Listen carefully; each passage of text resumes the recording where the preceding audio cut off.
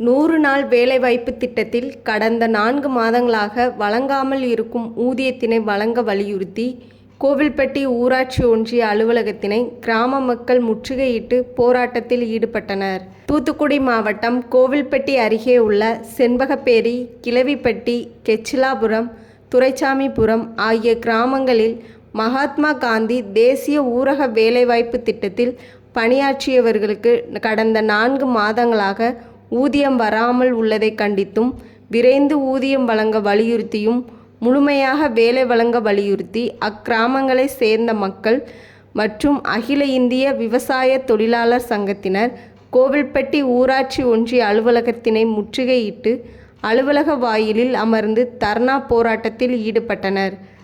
தங்களது கோரிக்கைகளை வலியுறுத்தி கண்டன கோஷங்களையும் எழுப்பினர். மேலும் தங்களது கோரிக்கை மனுவினையும் ஊராட்சி ஒன்றிய அலுவலகத்தில் வழங்கினர். இந்த போராட்டத்திற்கு அகில இந்திய விவசாய தொழிலாளர் சங்கத்தின் கிழவிப்பட்டி கிளை செயலாளர் சித்ரா தலைமை வகித்தார். அகில இந்திய விவசாய தொழிலாளர் சங்கத்தின் மாவட்ட செயலாளர் ரவீந்திரன் கண்டன உரையாற்றினார். இதில் மார்க்சிய கம்யூனிஸ்ட் கட்சியின் ஒன்றிய செயலாளர் தேவேந்திரன், மாவட்ட குழு உறுப்பினர்கள் மணி, கிருஷ்ணவேணி மற்றும் நிர்வாகிகள் சின்னத்தம்பி, விஜயராஜ், கணேசன் உள்பட பலர் கலந்து கொண்டனர். மகாத்மா காந்தி கிராமப்புற ஊரக வேலைவாய்ப்பு திட்டத்தில் பணியாற்றக்கூடிய விவசாய தொழிலாளர்களுக்கு கோயில்பட்டி ஒன்றியத்தில் உள்ள கிராம பகுதியில் இருக்கக்கூடியவங்களுக்கு கடந்த 4 மாதங்களாக சம்பள பாக்கியை ஒன்றிய மாநில அரசாங்கங்கள் வச்சிருக்கு.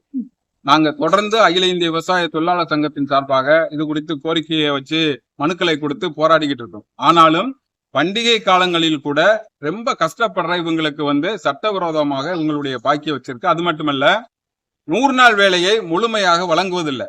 சராசரியாக 40 நாள், 30 நாள், 25 நாள் இப்படி குறைந்தபட்ச வேலை நாட்களை வழங்கி அவர்களை மேலும் மேலும் கிராமப்புற பொருளாதாரத்தை அவங்க சீர்குலைச்சிக்கிட்டு இருக்காங்க. உடனடியாக இந்த கோரிக்கையில் அவங்க நிறைவேற்றணும். எங்களுடைய கோரிக்கை 3 கோரிக்கைகள். கோயில்பட்டி ஒன்றியத்தில் இருக்கக்கூடிய அனைத்து 100 நாள் வேலை திட்ட பணியாளர்களுக்கும் சம்பள பாக்கியை உடனடியாக வழங்கணும். 2வது 100 நாள் வேலையை முழுமையாக வழங்கணும். அப்படி அரசாங்கத்தால் 100 நாள் வேலை முழுமையாக வழங்க முடியலைன்னா அவர்களுக்கு வேலையில்லா கால சம்பளத்தை உடனடியாக வழங்கணும் அப்படிங்கிற கோரிக்கை வச்சு தொடர்ந்து போராடிக்கிட்டு இருக்கோம். விவசாய தொழிலாளர் சங்கம் இந்த கோரிக்கை நிறைவேறலைன்னா நாங்க இங்க இருந்து போறது கிடையாது.